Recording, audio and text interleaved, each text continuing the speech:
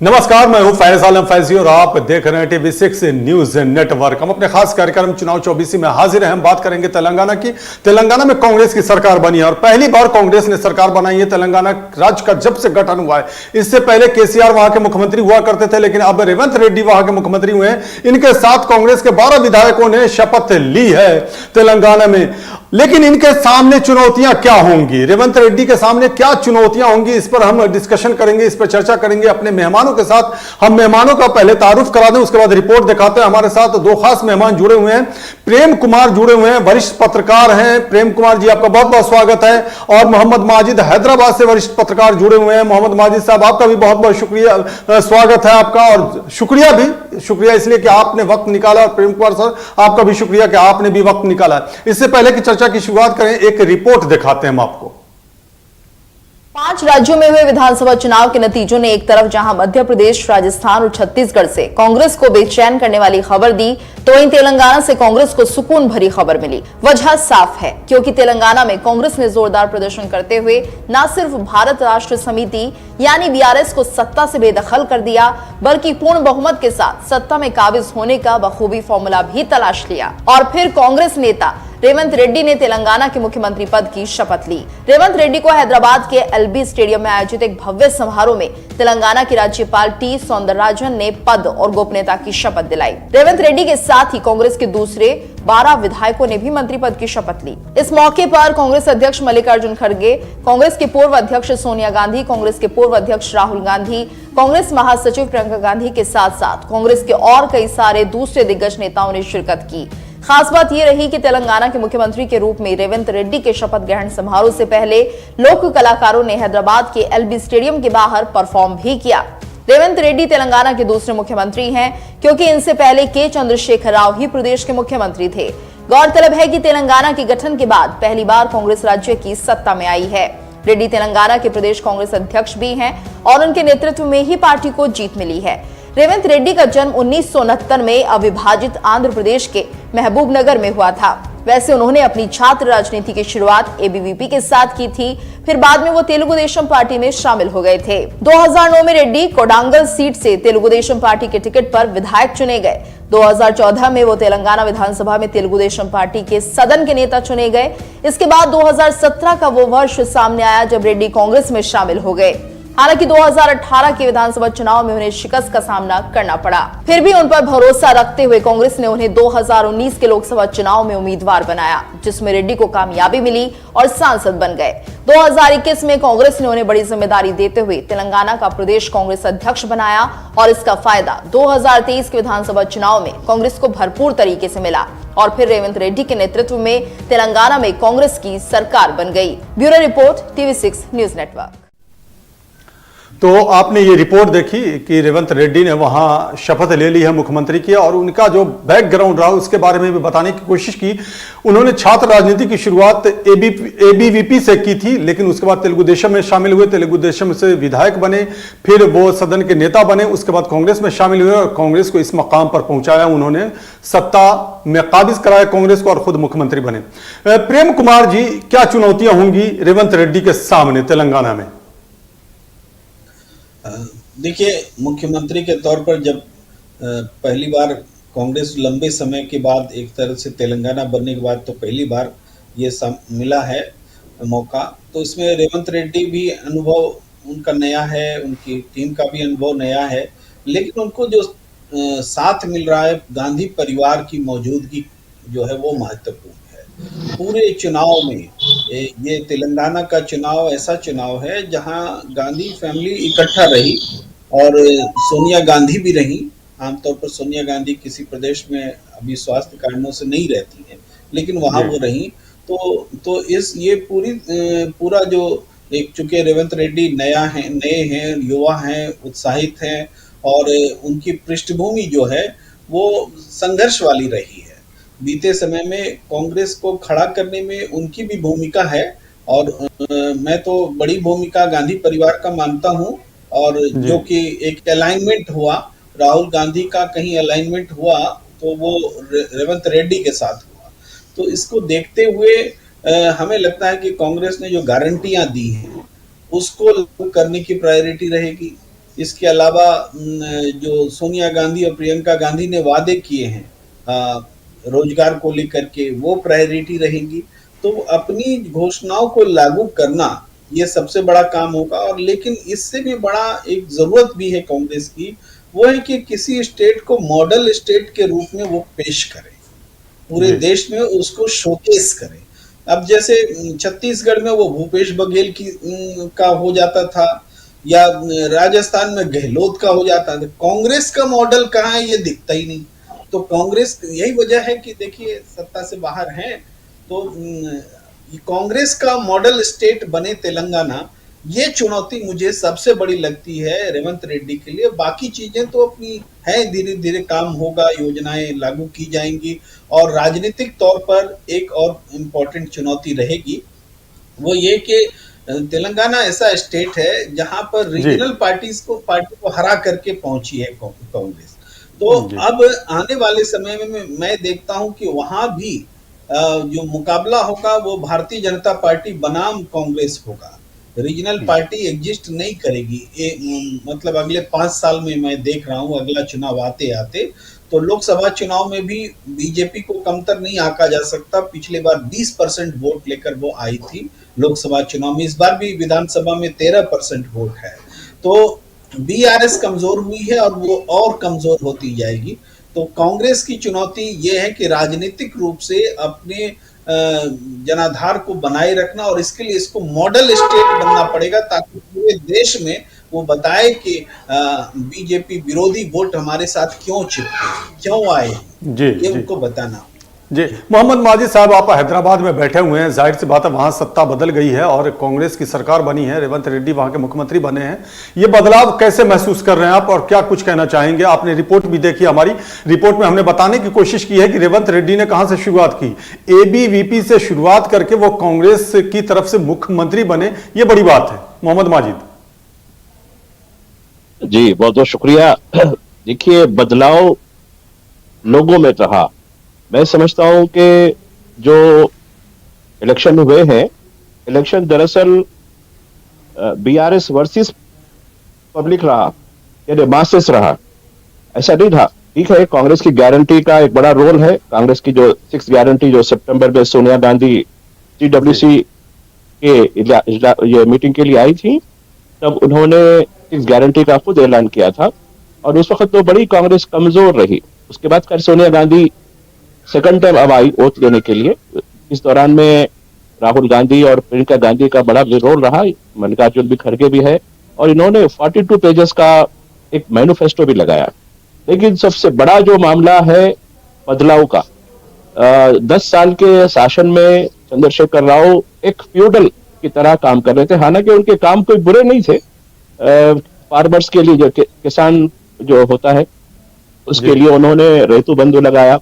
दलितों के लिए 10 लाख रुपए यानी ग्रांट के तौर पर उन्होंने किया है। डबल बेडरूम का मकान दिया है। इरिगेशन में कालेश्वरम का प्रोजेक्ट बनाया है, और 24 आवर्स पावर सप्लाई ये बड़ा इंश्योर किया है। और आप देखिए, हैदराबाद में 24 असेंबली सीट्स है, कहीं से भी कांग्रेस को एक सीट भी नहीं आया। यानी हैदराबाद, यानी बीआरएस पार्टी रूरल को छोड़कर हैदराबाद को फोकस करी, और हैदराबाद ही जो है, आप हैदराबाद में इंडिया के हर स्टेट से लोग काम कर रहे हैं आज, खासकर यूपी, झारखंड, बिहार, हरियाणा, वेस्ट बंगाल, नॉर्थ ईस्ट, ये बड़ा रोजगार का मसला बन गया। तो ये जो इलेक्शन है, मैं समझता हूँ is a divide between rural and urban. क्योंकि रूरल जो भी सत्ता मिली है कांग्रेस को, विलेजेस से मिली है, डिस्ट्रिक्ट से मिली है, सिटी से नहीं मिली है। तो जैसा अभी बता रहे थे कि नेशनल लेवल पर साउथ वर्सेस नॉर्थ, ये एक कॉन्सेप्ट चल रहा है, कुछ दिन से जो नरेशन चल रहा है कि साउथ के लिए दरवाजे, साउथ में बीजेपी के लिए दरवाजे बंद हो गए हैं। तो इसी तरीके से तेलंगाना के अंदर ये जो डिस्ट्रिक्ट है, रूरल है, उसमें एक बड़ा गैप आ गया। तो ये गैप कैसे फिल करेंगे, ये बड़ा चैलेंज है, नंबर 1। नंबर 2, अभी जैसा कि अभी बताया गया जो है हमारे जो पैनलिस्ट है कि 6 गारंटी, हाँ जी, मैं उनसे परिचित नहीं हूँ, ये सॉरी। आज आप लोग एक दूसरे से परिचित हो जाएं। जी, तो नहीं, तो उनकी बड़ी अच्छी बात रही कि 6 गारंटी उन्होंने वादा तो किया, लेकिन इज अ वेरी चैलेंज क्योंकि देखिए, जब 2 जून 2014 को ये स्टेट बना था, उस वक्त ये स्टेट पूरे इंडिया का सरप्लस स्टेट था, सरप्लस स्टेट। और अब जब वो सत्ता छोड़कर गए हैं, 4,20,000 करोड़ डिपॉजिट्स है। इतना बड़ा गैप 10 साल में उन्होंने कर दिया है। खैर, वो अलग बात है, वो पैसा किधर गया, कहां गया, किस पे खर्च किया गया, वो इस सब्जेक्ट टू अदर उसका जो है रीजन अलग होगा। तो मैं समझता हूं कि ये बहुत बड़ा चैलेंज। एक और चैलेंज कांग्रेस पे, ये ही इज यंगेस्ट मैन। अभी रेवंत रेड्डी जो है यंगेस्ट मैन है, 30-30 साल 40 साल से जो लोग कांग्रेस में हैं, अभी जो इलेक्ट हुए हैं, कुछ मिनिस्टर भी बने इसमें, वो इनको आसानी से खामोश बैठने नहीं देंगे। कांग्रेस का सबसे बड़ा जो चैलेंज है वो कांग्रेस जाहिर सी से। बात है मोहम्मद माजिद, बहुत सारे चैलेंजेस हैं कांग्रेस के सामने, और खास करके जब सत्ता में कांग्रेस आई है। तो आपसे हम सवाल जवाब करेंगे, चूंकि प्रेम कुमार सर को जाना है, उनके पास वक्त की कमी है, तो उनसे सवाल कर लें। प्रेम कुमार सर, अभी जो एम.ए. माजिद साहब ने एक बड़ी बात कही, उन्होंने कहा कि ये चुनाव बीआरएस वर्सेस कांग्रेस नहीं था, मतलब बीआरएस वर्सेस जनता ये चुनाव हुआ। तो क्या ये माना जाए कि बीआरएस का प्रदर्शन इतना खराब रहा जिसकी वजह से कांग्रेस का प्रदर्शन अच्छा हो गया, या वाकई कांग्रेस ने इतना अच्छा प्रदर्शन किया कि बीआरएस का प्रदर्शन खराब हो गया? एक्यूरेट बात बोल रहे हैं माजिद साहब कि जनता ने हराया है इस सरकार को, जो तेलंगाना बनाने वाले नेता को हराया है। कोई आम सरकार नहीं है, आम नेता नहीं है। जिसने तेलंगाना बनाया उसको जनता ने हराया। तो जनता ने हराया, लेकिन जनता के गुस्से को कैपिटलाइज करने की स्थिति में कांग्रेस कब आई? जब कर्नाटक चुनाव कांग्रेस जीत लेती है, डीके शिव कुमार की एंट्री होती है, रिसोर्सेस वहां लगाए जाते हैं और कांग्रेस का लीडरशिप वहां एक तरह से कैंप करता है। सबसे ज्यादा राहुल गांधी की रैली हुई है, तो यहां सिंक किया, एक उम्मीद जगी कि नहीं तो अकेले रेवंत रेड्डी उसको कैपिटलाइज शायद नहीं कर पाते। तो उस जब पार्टी ने अपने आप को झोंका तो विकल्प दिखा, क्योंकि इससे पहले ये माना जा रहा था कि बीजेपी बीआरएस को टक्कर देगी। बीजेपी के पास 4 सांसद हैं, बीजेपी के पास 20% वोट हैं, लेकिन बीजेपी खत्म हो गई। 8 एमएलए जरूर है, 13% पे आई वोट मिला, लेकिन उस जगह को फुलफिल किया, जनता के गुस्से को कैपिटलाइज करने में कांग्रेस कामयाब रही। तो ये मिला जुला एफर्ट है जिस वजह से ये बदलाव आया है, और यहीं से तेलंगाना पूरे देश में कांग्रेस के लिए उम्मीद जगा रहा है। जो नेशनल जो इंडिया गठबंधन है, इंडिया गठबंधन में तो अभी मारने काटने के लिए बैठे हुए हैं साथी सब कांग्रेस के लिए, लेकिन क्या है कि फिर भी कांग्रेस से वो चिपके हुए हैं। क्यों? क्योंकि उनको लगता है कि बीजेपी विरोधी जो वोट्स है, अगर इनके साथ हम नहीं जुड़ेंगे तो वो मुझे नहीं मिलेंगे। तो हमारा, क्योंकि नेशनल पर्सपेक्टिव में इलेक्शन होगा, तो चाहे आम आदमी पार्टी हो दिल्ली में, वो भी तीसरे नंबर की पार्टी रही थी लोकसभा चुनाव में, कांग्रेस दूसरे नंबर पर रही थी। तो इस बार अखिलेश यादव को भी वही झेलना पड़ सकता है अगर अकेले लड़ेंगे। ममता बनर्जी को भी खतरा है, बाई इलेक्शन में देख चुकी हैं उनका क्या हाल हुआ था। तो सबको कांग्रेस के लिए इसीलिए झुकाव पड़ रहा है। ये इंपॉर्टेंस है तेलंगाना का। तेलंगाना ने पूरे देश की राजनीति को बदला है। जी नहीं, आखिरी सवाल आपसे करना चाहूंगा और आपको इजाजत भी है, उसके बाद आप जा सकते हैं, लेकिन इस आखिरी सवाल का जवाब जरूर दे दें, क्योंकि आपने राष्ट्रीय स्तर पर इसे छूने की कोशिश की। जाहिर सी बात है, तेलंगाना में जब केसीआर मुख्यमंत्री हुआ करते थे तो वो राष्ट्रीय स्तर पर खुद को लॉन्च करने की कोशिशों में थे। असदुद्दीन ओवैसी वकालत भी किया करते थे, लेकिन वो फेल कर गए, वो निकल गए वहां से। तो अब राष्ट्रीय स्तर पर क्या प्रभाव पड़ेगा इंडिया गठबंधन को लेकर के? जिस तरह से आपने अभी व्याख्या की है, इस व्याख्या को और अगर विस्तार दिया जाए राष्ट्रीय स्तर पर तेलंगाना के संदर्भ को सामने रखते हुए, तो कैसे करेंगे? आपने जो जिक्र छेड़ा केसीआर जी का, केसीआर जी ने तो तीसरा मोर्चा बनाने की पूरी कोशिश की। आम आदमी पार्टी, ममता बनर्जी, स्वयं इवन नीतीश कुमार तक के पास जाते थे, लेकिन जनता ने यह समझा कि यह तीसरा मोर्चा एक्चुअली कांग्रेस को कमजोर करेगा और बीजेपी को फायदा पहुंचाएगा। इसी वजह से यह तीसरा मोर्चा बन नहीं पाया। पिछले चुनाव 2019 में भी यही कारण था कि तीसरा मोर्चा बना, ना कोई गठबंधन बना। लेकिन इस बार एक विकल्प के रूप में इंडिया दिख रहा है, और सबकी जरूरत है, कांग्रेस की ही जरूरत नहीं है, दूसरों की भी जरूरत है। तो ये केसीआर जी का फेल्योर जो है वास्तव में नेशनल पर्सपेक्टिव में कांग्रेस को न सिर्फ तेलंगाना में एस्टैब्लिश कर रहा है, बल्कि कांग्रेस को नेशन वाइड भी एस्टैब्लिश करने के लिए है। इसीलिए मैं बार बार चुनाव से पहले भी मैंने तेलंगाना के महत्व को इसी रूप में देखा था कि तेलंगाना अगर कांग्रेस जीत जाती है तो बाकी चुनाव के नतीजे एक तरफ, तेलंगाना के नतीजे एक तरफ। इंपैक्ट सबसे ज्यादा तेलंगाना का होगा। दूसरा, अगर कांग्रेस मिजोरम जीतती तो उसका भी नॉर्थ ईस्ट में उतना ही व्यापक प्रभाव पड़ता, लेकिन नॉर्थ में ईस्ट की जनता ने कांग्रेस के बजाय दूसरे एनडीए जेडपीएम को चुना और 60% वोट जो है एनडीए के अगेंस्ट में वहां भी गया है। यानी गुस्सा है एनडीए के अगेंस्ट में, एनडीए सरकार के अगेंस्ट में, उसको कैपिटलाइज करने का फॉर्मूला खोज नहीं पा रहा है विपक्ष जी, जो शायद मध्य प्रदेश, राजस्थान और छत्तीसगढ़ में नहीं खोज पाई ये लोग शायद।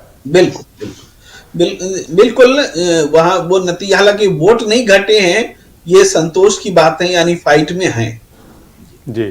चलिए प्रेम कुमार, हमने वादा किया था आपसे कि आपको वक्त छोड़ दूंगा क्योंकि आपको जाना है, तो मैं आपको इजाजत तो नहीं दे सकता क्योंकि बड़ी ख्वाहिश थी कि और भी बात करें और भी गुफ्तगू करें। मैं मोहम्मद एम ए माजिद साहब के पास जाऊंगा, लेकिन आपको एक बार फिर से शुक्रिया अदा करना चाहता हूं कि आपने कीमती वक्त निकाला, वो भी तब जब आपके पास वक्त बिल्कुल भी नहीं था। तो आपका बहुत बहुत शुक्रिया प्रेम कुमार साहब। चलिए एम ए माजिद साहब, आपने सुना प्रेम कुमार जी ने जो बातें कही हैं, चूंकि उन्हें जाना भी है और उन्होंने पहले ही ये बात कह दी थी हमसे कि हमें 3 बजे के आसपास निकलना है, तो इसलिए उन्हें जाने दिया गया है। जाने देने का मन नहीं कर रहा था कि आपका भी मामला उनसे बन रहा था, सवाल जवाब भी हो रहे थे। चलिए माजी साहब, जो प्रेम कुमार जी ने बातें कही हैं राष्ट्रीय स्तर पर, नेशनल लेवल पर जो चीज़ें निकल करके सामने आ सकती हैं इस रिजल्ट के बाद, उससे आप कितना इत्तेफाक रखते हैं? प्रेम साहब के हर बात का मैं इत्तेफाक क्यों या उनसे इख्तिलाफ भी करूं, ये उनका अपना पर्सपेक्टिव है, वो अपनी बात कहें। मैं अपनी बात कहना चाहता हूं जी, कहें कि दरअसल यकीनन वो बात, एक बात तो सही है कि टीआरएस पार्टी को जब टीआरएस बनाया गया, टीआरएस पार्टी को, तब हमने इनको कॉशन भी दिया कि देखिए आपकी जो पार्टी है वो रीजनल सेंटिमेंट्स, यानी जो हमारी रीजनल भावनाएं हैं उसी के आधार पर आपने बनी है। आप जो नेशनल के लिए जो आप ख्वाब देख रहे हैं ये अच्छा नहीं लगेगा, क्योंकि रीजनल सेंटिमेंट्स आपके खत्म हो जाएंगे। लोग आपको एक रीजनल लीडर के तौर पर आपको यहाँ जो है पसंद करते हैं और आपको उन्होंने सत्ता यानी हुकूमत भी दी है। लेकिन जब बीआरएस बनी तो देखिए वो सबसे पहला जो पॉलिटिकल पार्टी उनके साथ आई वो जनता दल एस, कुमार स्वामी खुद उसमें साथ रहे और कहा कि मैं भी उसका हिस्सा हूं। ये बीआरएस बनने के बाद सबसे पहला इलेक्शन कर्नाटक का हुआ, स्टेट कर्नाटक असेंबली का हुआ। कर्नाटक असेंबली में हमने सोचा कि बीआरएस पार्टी के लेवल पर, जैसा कि कुमार स्वामी ने वादा किया कि हम लड़ेंगे इस बैनर पे, लेकिन उन्होंने वो बैनर इस्तेमाल नहीं किया, खैर अपने तौर पर उन्होंने लड़ लिया। उसके बाद ये हुआ कि कुमार स्वामी कुछ अरसे के बाद भाजपा के साथ हो गए, लेकिन तब बीआरएस ने ये नहीं कहा कि भाई हम कुमार स्वामी से हमारा कोई ताल्लुक नहीं है, वो भाजपा के साथ मिल गए। तो ये जो खासकर माइनॉरिटी के अंदर, अब देखिए डिस्ट्रिक्ट्स में जो माइनॉरिटीज और दलित है वो बीआरएस के खिलाफ रहे। हालांकि हमेशा माइनॉरिटी और दलित ये हमेशा इनके साथ रही बीआर चंद्रशेखर राव के, क्योंकि चंद्रशेखर राव एक सेकुलर लीडर है और वो काफी कुछ उन्होंने सेकुलर काम भी किया है बड़ा हद तक। तो ये रहा कि उन्होंने भाजपा, एक मानो में भाजपा का जो है साथ देने की बात की। दूसरी बात, राहुल गांधी बहुत ही ऑफेंसिव उन्होंने कैंपेन लगाई, कहा कि ये तेलंगाना में बीजेपी की ए टीम बीआरएस है और सी टीम एआईएमएम मजलिस इत्तेहादुल मुस्लिमीन है। तो इस तरीके का जो लगाया, फिर उन्होंने कई चीजें दी, कई जो पार्लियामेंट में जो बिल्स आए उस पर उनको कैसा रहा, तलाक का मसला है, 370 का मसला है और यानी कॉमन सिविल कोड, इस तरीके का मसला है। तो कई चीजों को उन्होंने पेश किया कि ये लोग हैं और ये जहां जहां एआईएमएम के लीडर जाते हैं दूसरे स्टेट्स में, वो कांग्रेस को कमजोर करने और बीजेपी को ताकत पहुंचाने जाते हैं और ये बीआरएस एमआईएम एक ही है। ये इस तरीके का जो प्रोपेगेंडा किया गया उसका बड़ा असर हुआ। तो ये जो मानना है, लेकिन एम ए माजिद साहब, ये प्रोपेगेंडा था या हकीकत? चूंकि जो कांग्रेस की तरफ से इल्जाम लगाया गया उसका असदुद्दीन ओवैसी ने बखूबी जवाब भी दिया, एक दूसरे पर खूब आरोप प्रत्यारोप चले, इल्जाम एक दूसरे पर खूब लगे। लेकिन कांग्रेस का कहना है कि वो हकीकत चीजें हैं, जो हकीकत बातें हैं उसे बयान कर रहे हैं। देखिए, वो इल्जाम था या रियलिटी थी, मैं इसमें नहीं पढ़ूंगा, क्योंकि मैं यहाँ जज नहीं हूं बोलने के लिए। ये जनता डिसाइड कर रही है और कर चुकी है। तेलंगाना में जो वर्डिक्ट आया है, तेलंगाना का जो रिजल्ट आया है, वो जनता है। आप उसमें बिटवीन द लाइंस आप तलाश कर रहे हैं क्या नतीजा होगा। मैं कोई जज नहीं हूं कि ये एलिगेशन है या फिर रियलिटी है, तो इसमें मैं नहीं पढ़ूंगा। लेकिन जो उन्होंने जो चीजें बताई, माजिद साहब, ये सवाल इसलिए भी पूछा जाना लाजमी हो जाता है कि AIMIM के जो उम्मीदवार उतरते हैं चुनावी मैदान में, वो उन्हीं सीटों पर उतरते हैं जहां मुसलमानों की आबादी ठीक ठाक होती है, यानी कि मुसलमान वोटर्स ठीक ठाक संख्या में वहां होते हैं, और वहीं वो अपने कैंडिडेट को उतारते हैं, जिसकी वजह से ये इल्जाम उन पर लगता रहा है कि नुकसान हो जाता है दूसरी पार्टियों को, खास करके अगर कांग्रेस हो या दूसरी सेकुलर पार्टी जो कहती है खुद को, उन्हें नुकसान हो जाता है। इसलिए ये सवाल लाजमी हो गया। नहीं, ये सवाल का जवाब तो मिस्टर अवैसी साहब ही दे सकते हैं मैं तो नहीं दे सकता। लेकिन उन्होंने जो क्लैरिफिकेशन दी कि उन्होंने कहा कि क्या भाई हमें कोई राइट नहीं है लड़ने का, क्या हम फैलाव नहीं चाहते हैं, ठीक है। उनके इस काम की वजह से यकीनन भाजपा को फायदा हुआ, और जो सेकुलर जो पार्टियां होती हैं उनको नुकसान हुआ। जैसा कि 21 में जिस तरीके से ये इलेक्शन हुए, यूपी के इलेक्शन में किस तरीके से जो सूरत हाल हुई, इस तरीके से एसपी के कई कैंडिडेट चंद सौ वोटों की वजह से हारे, तो उसकी मिसालें दी जाती है। लेकिन देखिए, अवैसी का असर अभी भी हैदराबाद में, खासकर अर्बन हैदराबाद में बहुत ज्यादा है। और यही वजह है कि जैसा अभी से पहले मैंने बताया कि हैदराबाद में 24 सीट्स है, अर्बन सीट है हैदराबाद के, उन सीट में एक भी कांग्रेस को नहीं आई। और इन्होंने अपने जहां कैंडिडेट छोड़े, कैंडिडेट जहां खड़ा किए, वहां तो बराबर मुहिम चलाई, बल्कि दूसरे इलाकों में जहां उनका कैंडिडेट नहीं है, बीआरएस के लिए जो है कैंपेन की, तो उसका बड़ा असर हुआ। तो ये जो है उनके असर से इनकार नहीं किया सकता। खैर, उनके एक्ट की वजह से, उनके काम की वजह से, अगर किसी स्टेट्स में, कहीं राजस्थान में हो या जहां भी हो, वो हो रहा है, तो वो खैर वो जवाबदार है। लेकिन मेरी नजर में ये चीज पब्लिक, आवाम में, जो मासेस में पर्कुलेट हो गई है। आपने जो बात कही कि बिल्कुल इसमें हकीकत है कि लोग कन्विंस भी हो गए कि हाँ ये चीज हो रही है, जिसकी वजह से अब अवैसी साहब का जो असल जो हब है उनकी इन्फ्लुएंस का, उसमें voting percentage lowest in the पूरे स्टेट में हुआ। अभी देखिए, इन्होंने 7 सीट लाई है, 7 सीटों में लोवेस्ट सीट इनका जो सबसे बड़ा हल्का याकुतपुरे के नाम से है, वहां सिर्फ 39%, जबकि वो इस कॉन्स्टिट्यूंसी में 80+, 90+ वोटिंग होती थी। तो लोगों में कहा कि भाई ठीक है, क्यों दे हम वोट, इस तरह की चीजें आ रही हैं। और खासकर इनमें 2 चीजें मैंने देखी, एमआईएम के अंदर जो डिक्लाइन हुआ है, एक तो एमआईएम का सबसे बड़ा जो फोर्स होता है वुमेन वोटर, यानी जो महिला वोटर्स होती हैं वो ज्यादा होती हैं, और यंगर वोटर यानी बिल्कुल पहले टाइम वाले 18 to 22, 25 वाले जो रेंज के लोग हैं वो बहुत ज्यादा होते हैं। लेकिन मैं तकरीबन बूथों पे फिरता रहा, इलेक्शन के दिन मैं देखता रहा कि वो जो लाइन होती है, पोलिंग की जो कतारें लगती है, उसमें ये 2 बहुत कम नजर आए। एक तो जो औरतें होती, महिला होती हैं, वो कम रही, और जो यंगेस्ट वोटर होते हैं वो भी बहुत कम दिखे मुझे। तो यानी लोगों में एक किस्म का ये मैसेज गया है, और शायद मैं समझता हूँ उनको एहसास भी हुआ होगा, क्योंकि उनका जो डिक्लाइन हुआ, वोट परसेंटेज डिक्लाइन हुआ है, उसकी वजह से ये चीजें जो है उनको भी एहसास हुआ होगा। माजिद साहब आपके पास आएंगे, लेकिन एक और मेहमान हमारे साथ जुड़ गए हैं, और अब्दुल हकीम साहब हैं, ये हैदराबाद से जुड़े हैं, वरिष्ठ पत्रकार अब्दुल हकीम साहब, आपका स्वागत है। और अब्दुल हकीम साहब के बारे में बता दें कि इन्होंने ग्राउंड पे काम किया था, TV6 के लिए जो इन्होंने रिपोर्ट भेजी थी, तैयार की थी, उसके मुताबिक जो हमने एग्जिट पोल किया था, कमोबेश उसी के आसपास नतीजे भी रहे। और मैं बता दूं, मुझे याद भी है वो आंकड़ा, इन्होंने कहा था कि 63 सीटें आएंगी कांग्रेस को, 64 सीटें आई, इन्होंने ये बात कही थी। और इन्होंने ग्राउंड पर बहुत सारे लोगों से बात भी करी थी TV6 के टीम के साथ, और इन्होंने भेजा था। और 45 सीटें इन्होंने बीआरएस के बारे में कही थी, कमोबेश वही रहा, 39 सीटें बीआरएस को आई। और इन्होंने मजलिस के बारे में 7 सीटों का जिक्र किया था, जो हमने दिखाया भी अपने एग्जिट पोल में, 7 सीटें मजलिस को आई। हाँ, एक जगह थोड़ा सा फेल रहा मामला, इन्होंने भाजपा के लिए 3 सीटों का जिक्र किया था, हालांकि 8 सीटें आई, तो इतना तो चलता भी है। माजिद साहब को बता देना जरूरी था। जी अब्दुल हकीम साहब, जो आज शपथ ग्रहण समारोह हुआ है, जो ओथ लिया है वहां के नए मुख्यमंत्री ने, रेवंत रेड्डी ने, उनके साथ तकरीबन 11 से 12 विधायकों ने भी शपथ ली है। इनमें से कोई मुस्लिम चेहरा था क्या, और अगर नहीं था तो फिर क्यों? सर, मुस्लिम चेहरा तो नहीं है। 11 विधायक आज शपथ लिए हैं, उसमें मुस्लिम चेहरा नहीं है। लेकिन खबी उम्मीद ये है कि आइंदा वो लोग जो डिसीजन लेंगे उसमें 1 से 2 चेहरों को शामिल करने के इम्कानात हैं, 1 से 2 चेहरों को। लेकिन ये तो बड़ी बात है। आपके पास आएंगे अब्दुल हकीम, माजिद साहब से इसका रिएक्शन लेना चाहेंगे हम। माजिद साहब, 11 विधायकों ने, जैसा कि अब्दुल हकीम कह रहे हैं कि 11 विधायकों ने शपथ ली है, यानी ओथ लिया है, इसमें से एक भी मुस्लिम चेहरा नहीं है, आखिर क्यों?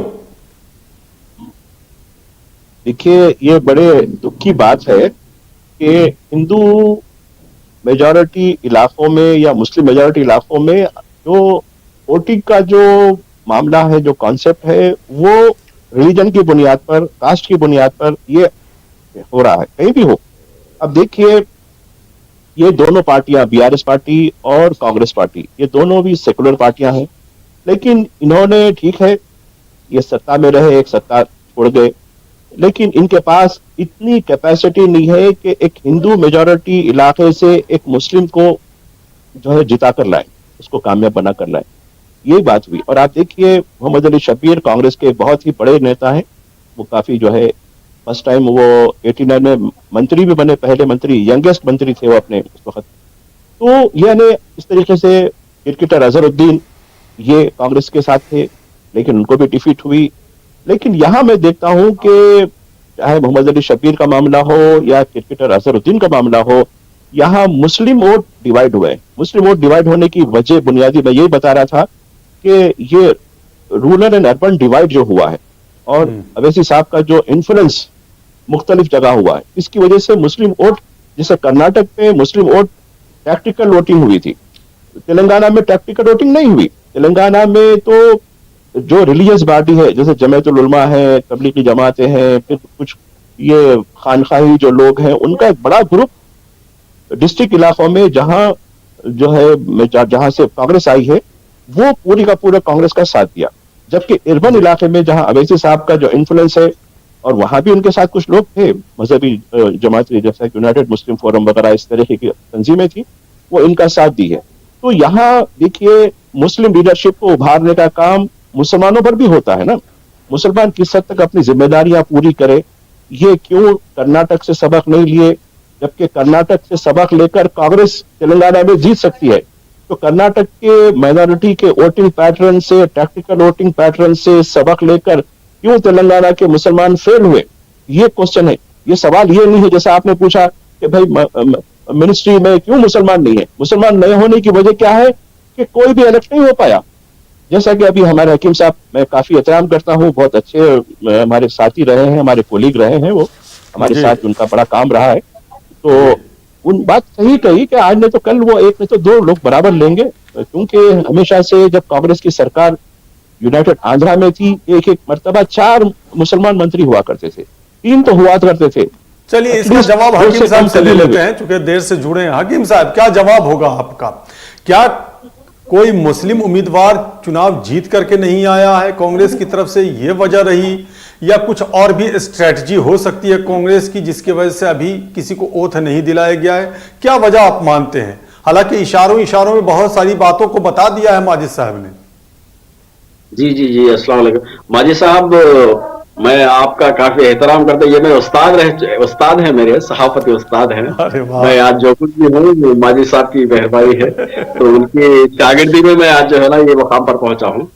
तो माजिद साहब जो जी सर, तो माजिद साहब ने जो अर्ज किया वो बिल्कुल 100% सही है। अगर कोई एमएलए या कोई नुमाइंदा अगर जीत के आता तो शायद इस वक्त आज जो 11 एमएलए को वोट दिलाया गया तो उसमें हो सकता है किसी एक को शामिल रखते। लेकिन मुझे खबी उम्मीद ये है कि आइंदा जब ये लोग जब मिनिस्ट्रीज का जब कंप्लीट करेंगे अपनी काबीना को, उसमें जरूर जो है ना मुसलमानों को 1 या 2 उम्मीदवारों को जरूर इसका मौका देंगे और उन लोगों को भारी जिम्मेदारियां देने के पूरे इम्कानात है। और मुझे खबी उम्मीद भी है रेवंत रेड्डी से, चूंकि रेवंत रेड्डी पहले से ये बात कहते आ रहे हैं कि और मेरा इरादा जाहिर बात है शब्बीर अली के बहुत बड़े लीडर है कांग्रेस के, जिक्र कर रहे थे वाली साहब, जिक्र कर रहे थे उनका। जी बताइए। वो निजामाबाद से बहुत कम वोटों से बहरहाल हार गए वो, तो अगर वो जीत जाते तो आज वो 11 लोगों में शायद वो भी शामिल रहते। लेकिन उम्मीद ये है और उम्मीद करते हैं हम कांग्रेस से भी कि जरूर वो लोग शामिल करेंगे। अगर वो शामिल नहीं करेंगे तो पिछली बार जिस अंदाज से वो लोग मुसलमानों को लेकर चलेंगे, सबको लेकर चलेंगे, मजलिस ने मुसलमानों को गुमराह किया है वगैरह वगैरह वगैरह के जितने भी राग रेवंत रेड्डी ने आलापा है वो तमाम झूठ साबित हो जाएगा। अगर वो उन्हें ये साबित करना है कि हाँ भाई ऐसा है, तो उन्हें पहली फुर्सत में मुसलमानों को नुमाइंदगी बेहतरीन अंदाज से बेहतरीन मिनिस्ट्री देनी चाहिए ताकि मुसलमानों की तरक्की हो सके उस मिनिस्ट्री के जरिए से। चलिए माजी साहब क्या कहेंगे? उम्मीद है और कभी उम्मीद है कि जल्द ही किसी न किसी चेहरे को सामने लाया जाएगा, और मैं चाह रहा हूँ छोटा सा इसका, चूंकि वक्त अब कम है। नहीं बिल्कुल, दो सवाल यहाँ वाइंड अप करूंगा। नहीं बिल्कुल, बहुत शुक्रिया हकीम साहब, मेरे कोलीग रहे हैं, मैं उनका कोई उस्ताद नहीं हूँ, ये उनकी बड़ापन है कि वो मुझे उस्ताद समझते हैं। हमारे कोलीग रहे, हम साथ काम करें। रही बात मुस्लिम रिप्रेजेंटेशन की, जहां तक बात है, ये बिल्कुल मैं समझता हूँ कि होगा, इसलिए कि काउंसिल में हमारे पास 2 चैम्बर हैं, एक असेंबली है और एक काउंसिल है। काउंसिल में गवर्नर कोटे से 3 वैकेंसीज खाली हैं। तो मुझे इस तरीके से कांग्रेस के सोर्सेस ने बताया कि एक में तो जरूर एक मुस्लिम को चेहरे को देंगे, और एक से हैदराबाद में चूंकि रिप्रेजेंटेशन नहीं है, हैदराबाद और उसके खरीफरी जो इलाका है, जो 24 मैंने जिक्र किया है कि 24 असेंबली सेगमेंट्स है इधर, तो उसमें से किसी एक को देंगे। इस तरीके से एक कोदंडाराम कहकर एक एक्टिविस्ट है जो काफी इन्होंने जो तेलंगाना स्ट्रगल था उसमें काम किया, उनको एक देंगे। इस तरीके से ये 3 बातें की गई हैं। अलबत्ता नुमाइंदगी बढ़ाने का जहां तक मामला है, नुमाइंदगी बढ़ाने के लिए बाद में चूंकि आने वाले 6 महीने के बाद ये एमएलए जो कोटा होता है उससे काउंसिल के कुछ सीटें आने वाली हैं, तो वो शायद हो सकता है कुछ टाइम लगेगा, लेकिन इस वक्त अभी 6 वैकेंसीज हैं जिसको वो पूरा करेंगे। हो सकता है कि 1 महीने के अंदर, ये मेरी जहां तक मालूमात हुई है, 1 महीने के अंदर ये एक्सपेंशन होगा या उससे पहले भी होगा। दूसरी बात यहां तक है, ये जो काबिना बनी है वो कंप्लीट नहीं है।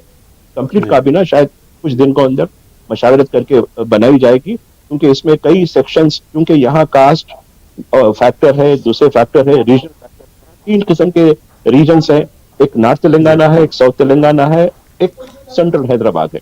तो ये 3 रीजन्स की जो है कंपैरेटिवली उनको बैलेंस करने के लिए ये हो सकता है। तो मैं समझता हूँ कि यकीनन, और एक बात जहां तक है, खैर मुस्लिम रिप्रेजेंटेशन हो या ना हो, उससे हटकर सबसे बड़ा जो सवाल है, जो मुसलमानों से उन्होंने जो माइनॉरिटी पैकेज की बात की और उसमें उन्होंने मैनिफेस्टो में भी इसका जिक्र किया है, तो वो मैनिफेस्टो अगर अमल हो जाता है उसका, तो मैं समझता हूँ कि इससे बड़ी क्या बात है। मुस्लिम चेहरा हो या ना हो, खैर चेहरा तो होगा, मैं जहां तक समझता हूँ, जहां तक मैंने कांग्रेस को पढ़ा है और खासकर रेवंत रेड्डी की बहुत सी चीजें ऐसी हैं जो मुसलमानों के बारे में है, वो बहुत कम लोग जानते हैं, वो अपनी पब्लिसिटी नहीं चाहते हैं। इब्तिदा में आप कह रहे थे वो एबीवीपी से आए हैं, यकीनन उस्मानिया यूनिवर्सिटी की पॉलिटिक्स में वो स्टूडेंट यूनियन वहीं से आए हैं। उससे हटकर ना तो उनका कोई ताल्लुक बीजेपी से रहा, ना आरएसएस से रहा, ना जहां भी रहा। कर उनके बारे में बहुत कुछ कहा जाए कि आरएसएस का आदमी है कहकर, जहां तक हमने जो, चूंकि हम भी वहां उस्मानिया यूनिवर्सिटी से पढ़े हैं, हम जो देखा है वो काफी जूनियर रहे हमारे से। तो ये बताना मकसद है कि वो स्टूडेंट पॉलिटिक्स की हद तक ही था, उसके बाद वो तेलुगु देशम में आए, और वो मैं समझता हूँ कि इस वक्त यंगेस्ट, तेलंगाना के यंगेस्ट जो है चीफ मिनिस्टर बने हैं। जी बिल्कुल, 55 साल उम्र है, और ये पॉलिटिक्स की देन है कि 50 के बाद भी यंग होते हैं नेता, इससे इनकार भी नहीं किया जा सकता है। अब आप देखिए, राहुल गांधी भी अभी भी यंग है, राहुल गांधी को जी बिल्कुल सही कहा आपने, इसलिए मैंने कहा चाहे जो भी हूं, जो भी नेता हूं। हकीम साहब, चूंकि जो जिक्र किया है एम ए माजिद साहब ने कि जो पैकेजेस हैं या जो भी वायदे किए गए हैं कांग्रेस की तरफ से, खास करके माइनॉरिटीज़ के लिए, वहाँ माइनॉरिटीज़ में जाहिर सी बात सिर्फ मुसलमान तो हैं नहीं, और भी समुदाय के लोग हैं और भी धर्मावलंबी हैं वहाँ। इन सब वादों को लेकर लोगों में कैसी चर्चाएं हैं? चूंकि अब सरकार तो बन गई है, अब यहां से एक चुनौती की भी शुरुआत हुई है रेवंत रेड्डी के सामने। वो मुख्यमंत्री बने हैं, सरकार बनी है, लेकिन सरकार के सामने जो चुनौतियां होती है उससे इनकार नहीं कर सकते। क्योंकि पिछली सरकार का जो काम होता है वो नई सरकार के लिए एक मार्गदर्शन का भी काम करते हैं, यानी कि एक वो जरिया देता है जिसके सहारे वो आगे बढ़ने की कोशिश करती है वो सरकार, या फिर उससे हट करके ये भी अपनी लाइन तय करती है सरकार। तो क्या कुछ लोगों की निगाह में चल रहा है, क्या कुछ लोग सोच रहे हैं वहां? कांग्रेस हुकूमत आने के बाद सोच तो पॉजिटिव हर एक के पास। अब आपने जिस तरह से कहा कि अब यहां से रेवंत रेड्डी साहब की क्या बोल सकते हैं आजमाइशें, मुश्किलात, यानी कि वो जो भी मैनिफेस्टो में जो कुछ भी उन्होंने किया है, मुसलमानों के लिए भी वादे किए हैं, क्रिश्चियंस के लिए भी किए, हर किसी के लिए कुछ ना कुछ देने की बात करे हैं। अब हर कोई उनके ऊपर कड़ी निगाह रखेगा। आज तो वो बिल्कुल अपने जो 6 गारंटीज है उसके ऊपर तो सिग्नेचर साइन कर दी है, वो पहली सिग्नेचर 6 गारंटीज के ऊपर। अब वो 6 गारंटीज के ऊपर भी कितना अमल होता है, आवाम को किस हद तक ये तमाम जो वादे हैं वो वादे के फवायद हासिल होते वो भी देखना है, और जितने तबकात के साथ उन्होंने वादे किए हैं वो भी देखना है। और हर कोई उनकी हुकूमत को बहुत कीन ऑब्जर्वेशन करेगा, करते हुए जो है ना नजर तो रखेंगे, और इंशाल्लाह जो है ना उतरेंगे वो पूरी तरह से। जिस तरह से कर्नाटक में जो है अपने वादों को पूरा कर रहे हैं, हो सकता है यहाँ पर भी वो करेंगे। उम्मीद तो हमारी ये है, और हमारी नजर भी है, हर किसी की नजर है, और हर कोई ये चाह रहा है कि वो जो मैनिफेस्टो दिए हैं वो मैनिफेस्टो पे मनवान काम किया जाए।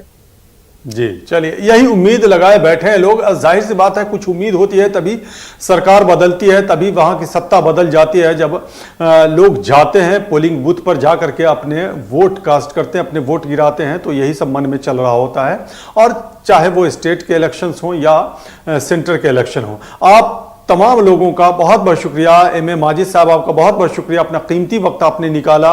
और अब्दुल हकीम साहब आपने भी वक्त पे जुड़ करके, हालांकि थोड़ा सा लेट हो गया लेकिन आप जुड़े जरूर वादे के मुताबिक, और आपने भी बहुत सारी बातों को बताने की कोशिश की है। और आपने जो असेसमेंट किया था तेलंगाना में TV6 न्यूज़ नेटवर्क की टीम के साथ, वो जो सही साबित हुआ उसके बारे में भी हमने बताया है। तो आपका भी बहुत बहुत शुक्रिया। आप निगाह बनाए रखें, आप लोगों से जुड़ते रहेंगे और तेलंगाना के बारे में जानकारियां भी लेंगे, उस पर डिस्कशन भी करेंगे, चर्चाएं भी करेंगे। तो एक बार फिर से आप दोनों मेहमानों का बहुत बहुत शुक्रिया अदा करना चाह रहे हैं, और प्रेम कुमारी से पहले हमारे साथ थे जो वरिष्ठ पत्रकार हैं, उनका भी शुक्रिया फिर से अदा करना चाह रहे हैं।